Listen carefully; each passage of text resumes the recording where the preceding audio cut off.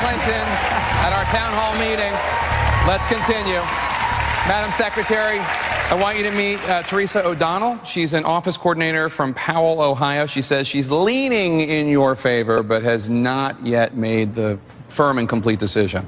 Hello. Hi. I voted for Obama, but then my health insurance skyrocketed from $490 a month to $1,081 a month for a family of 4.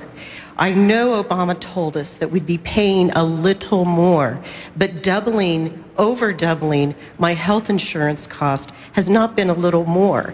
It has been difficult to come up with that kind of payment every month. I would like to vote Democratic, but it's cost me a lot of money. And I'm just wondering if Democrats really realize how difficult it's been on working class Americans to finance Obamacare. Wow, thank you for asking me that, because may I ask you, before, were you buying your family health insurance in the individual family market? Were you getting it through an employer? How were you insured before? Purchasing it privately because we've both had bouts of unemployment. So you were going to a broker and Yes. buying a health insurance policy. Mm-hmm. And in effect, it nearly tripled after you went on to the exchange and bought a policy under the Affordable Care Act. Is that right? We could not do that. It was much more expensive than just purchasing private insurance from an insurance company. So you're still buying the private insurance Yes. directly?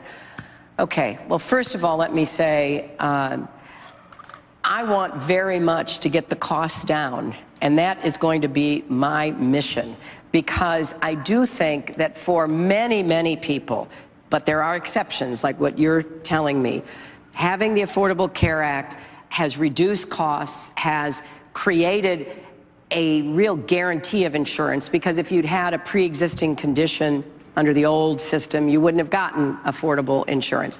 So it's done a lot of really good things, but it has become increasingly clear that we're going to have to get the costs down. And what I would like to see happen for you and your family is that if we can get the co-pays down, the deductibles down, get the prescription drug costs under control, that you would find an affordable plan on your exchange. And one thing that I would like you to do, and I'm not saying it's going to make a difference, but I would like you to just go shopping on that exchange. As I understand it, Ohio has the federal exchange. Is that right, Joyce? Because they did not set up a state exchange. So you have the federal exchange.